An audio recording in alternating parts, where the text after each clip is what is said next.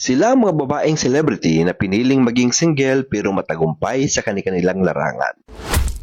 Kilala niyo pa ba si Antoinette Tos? Siya ang dating child star na hanggang ngayon ay active pa rin sa showbiz at humanitarian work. Ipinanganak siya noong August 30, 1980, kaya 44 years old na siya ngayon. Proud Filipino-American siya na ipinanganak sa Angeles City, Pampanga. Sa showbiz, nakilala siya sa mga teleserye at pelikula noong dekada 90 at early 2000. Hindi lang siya magaling umarte, magaling din siyang kumanta at sumayaw. Graduate siya ng high school sa International School Manila at naging inspirasyon sa maraming kabataan. Sa kabila ng kasikatan na natiling single si Antoinette Tos hanggang ngayon. Noong kabataan niya, boyfriend niya si Dingdong Dantes at minsan ding na rumor na may ugnayan siya kay Lloyd Sammartino. Matapos nito, mas pinili niyang mag-focus sa kanyang karir at advocacy. Sa ngayon, isa siyang United Nations Environment Program Goodwill Ambassador. Aktibo siya sa mga environmental campaigns at humanitarian missions. Marunong siyang magsalita ng 3 wika, English, Filipino at French. Mahilig din siya sa mga outdoor activities tulad ng diving at hiking.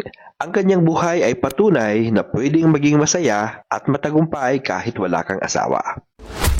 Ngayon naman, dumako tayo sa dating Miss Universe 1994 mula sa bansang India, si Susmita Sen. Siya ang nanalong Miss Universe nang ganapin ang Miss Universe sa Pilipinas taong 1994. Ipinanganak siya noong November 19, 1975, kaya 49 years old na siya ngayon. Siya ang kauna-unahang Indian woman na nanalo ng Miss Universe crown. Bukod sa kagandahan, matalino rin siya. Graduate siya ng English Literature at Journalism sa University of Delhi. Sa showbiz, nagbida siya sa maraming Bollywood films at nakuha ang respeto bilang isang aktres. Nanatiling single si Susmita sa kabila ng kanyang mga relasyon. Nakarelasyon niya ang dating aktor na si Randeep Hooda at businessman na si Lalit Modi. Kilala rin siya sa pagiging strong at independent. Hindi man nagpakasal, ina siya sa 2 adopted daughters niya na sina Rene at Alisa. Marunong siyang mag-fencing at mahilig sa scuba diving. Isa rin siya sa mga pinakamalakas magsalita laban sa gender stereotypes sa India. Sa kabila ng pressure ng lipunan, pinili niyang maging single mom at itaguyod ang kanyang pamilya sa sariling paraan. Siyempre, hindi mawawala sa listahan si Carmy Martin. Isa siya sa mga veteranang aktres ng Philippine showbiz. Ipinanganak siya noong August 9, 1963, kaya 63 years old na siya ngayon. Nagsimula siya bilang beauty queen aspirant bago pumasok sa showbiz. Graduate siya ng Fine Arts sa Philippine Women's University. Kilala siya sa pagiging versatile actress. Kaya niya ang comedy, drama at kontrabida roles. Sa tagal niya sa industriya, marami siyang pelikula at teleserye na naging hit. Nanatiling single si Carmy Martin at wala siyang anak. Noon, naling siya sa mga kilalang personalidad gaya ni Dolphy at Boyet de Leon. Pero hindi ito nauwi sa kasal. Mahilig siyang mag-alaga ng halaman at isa siyang plantita sa totoong buhay. Isa rin siya sa mga original Regal Babies noong 1980s. Kilala siya sa pagiging mabait, sa mga katrabaho at sa pagiging very professional sa lahat ng projects.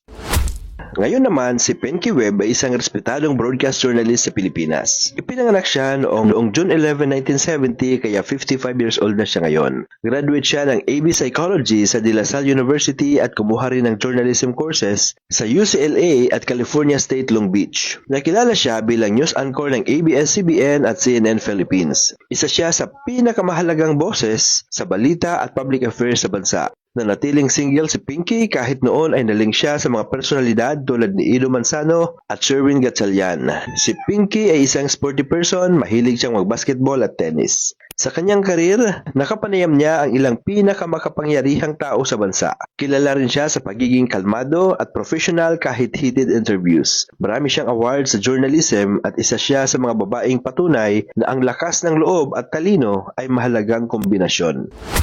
At syempre si Jessica Soho ang tinaguriang kapuso mo ng sambayanang Pilipino. Ipinanganak siya noong March 27, 1964 kaya 61 years old na siya ngayon. Graduate siya ng AB Mass Communication sa University of the Philippines, Diliman. Kilala siya bilang multi-awarded broadcast journalist at host ng Kapuso Mo, Jessica Soho. Sa haba ng kanyang karir, nanalo siya ng maraming local at international awards, kabilang ang Peabody Award. Single siya at aminado na mas pinili niya ang karir kaysa sa love life.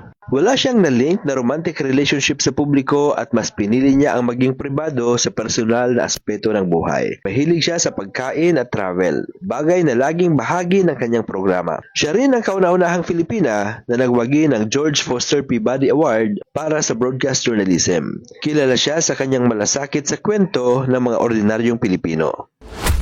Ayan na mga katrivia, 5 babaeng matagumpay, matatag at inspirasyon ng marami. Lahat sila ay nanatiling single pero ang kanilang mga kwento ay puno ng kulay, tagumpay at respeto mula sa lipunan. Kaya ang tanong ko sa inyo katrivia, kailangan ba talagang magpakasal para maging masaya o sapat na ang mahalin mo ang sarili at tuparin ang mga pangarap mo? Anong masasabi mo?